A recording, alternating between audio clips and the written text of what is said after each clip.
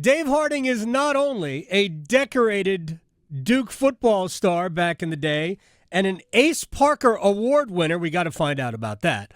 He's the analyst for Duke football on the radio and the executive director of the Blue Devil Network. How are you, sir? I've missed you. What's going on? I have missed you dearly. The only thing that has gotten me excited about this football season is knowing that I might be getting the call from you. And alas, here we are. So happy to be in the fall again, even though it still feels like we're in the pits of hell. Wait a second. We're not that far removed from you playing. We're like 11 years from Dave Harding strapping it up and playing. So when they called it, right? When they called it fall practice, did you look at them like they had six heads? No, it is a killer. And it still gets me. I don't know if anybody else is like this, but as the season starts getting closer, we're now like 2 weeks and change from kickoff, maybe a little bit less. Like you start talking about a fall sport, and the summer beach season seems to be behind us, and you just think that it's getting cooler. Pumpkin spice lattes are now out and about, which are you trying to trigger me?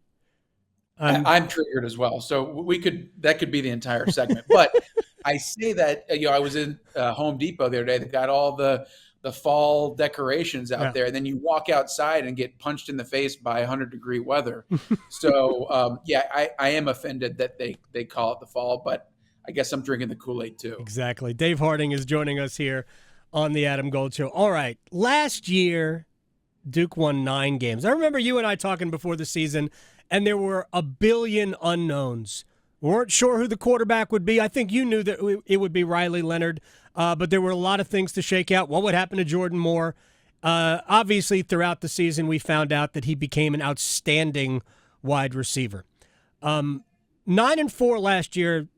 I mean, I don't know how they're going to be able to come close to that, but at the same time, I'm not sure they're not a better football team. So when you look at them, what do you see?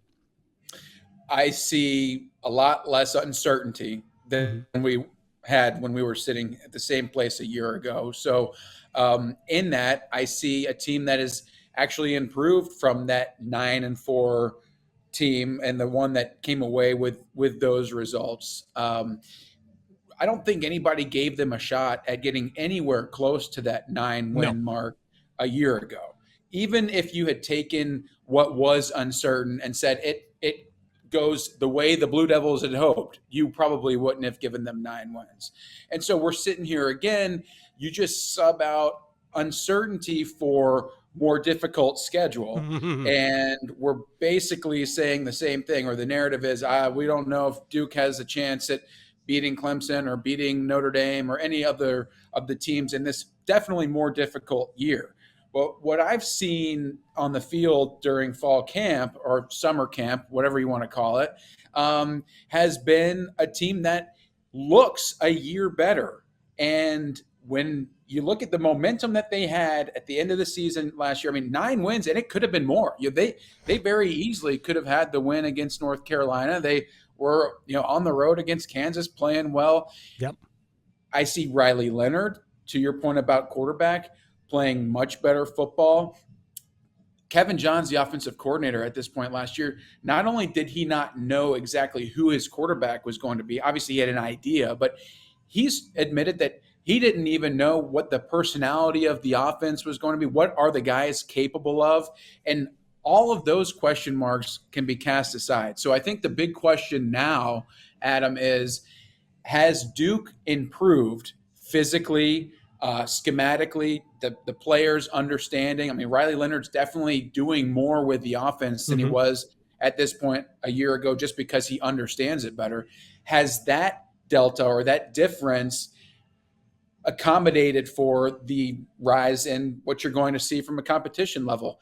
I think there's a good chance that it has. I think playing Clemson week 1, probably the best case scenario for Duke football, because you've got a new offensive coordinator with Clemson. You've got a quarterback that isn't as experienced. And, week 1, anything can happen. So there's a chance to come out and shock the world. Being in Durham helps also.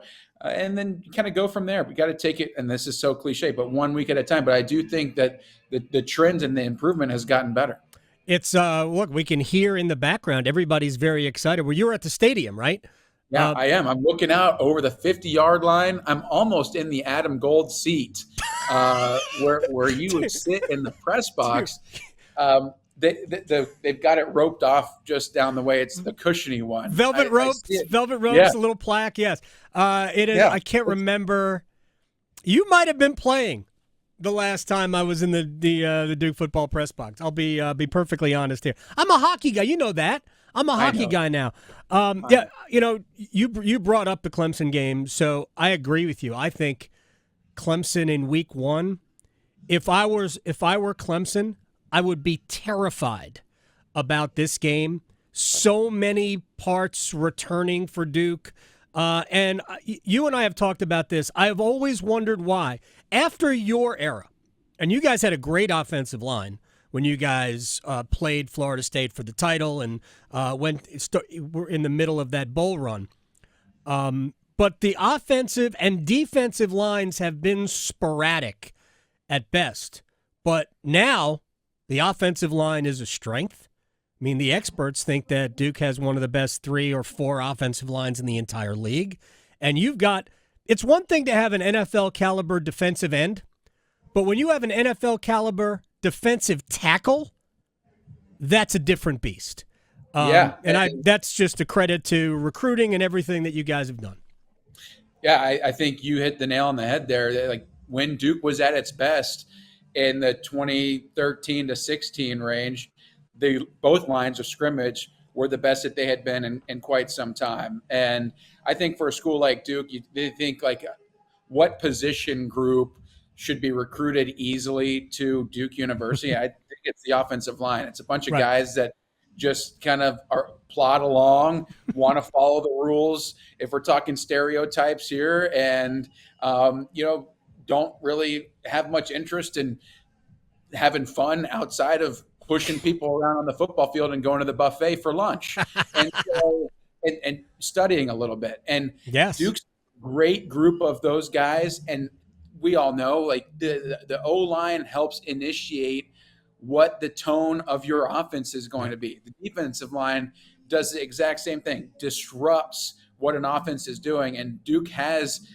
really good pieces in place for that. Now, they've got a massive challenge in the first week of the season. You talk about Clemson, holy smokes. I mean, their defensive line, they got 2 of the best defensive linemen in the conference, potentially in the country, a great running back. The challenge starts right out of the gate. But yes, this is the best Duke has been on both lines of scrimmage in close to a decade, maybe a little bit more. And that definitely bodes well for what they're trying to do as long as they can stay healthy. Yeah. I've always thought that the offensive line is always they're the smartest position group on the field. And I'm not saying that to be patronizing to a 4-time academic All-American.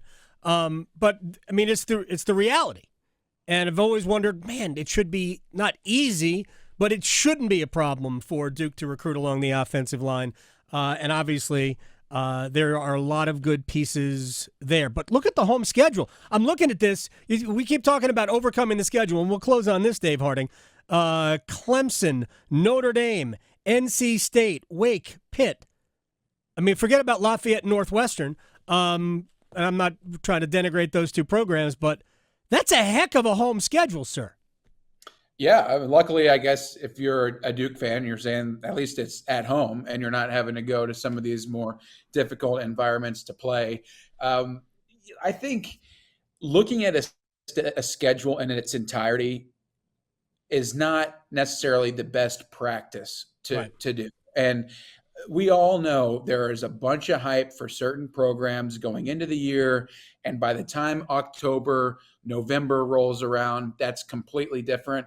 And a team that you maybe didn't circle initially is now potentially your best opponent or the toughest opponent. Right. And so, yeah, the way that it looks right now, when you talk about some of like the perennial names and the powers that we have seen within the conference over the past few years, it without a doubt looks to be challenging. I don't think that there's any question it's more difficult than the schedule that the program had last year.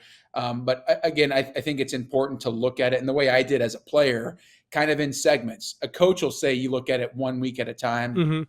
I think there is certainly merit to that. And when you're thinking about the actual game plan, yes, that's what you're trying to do.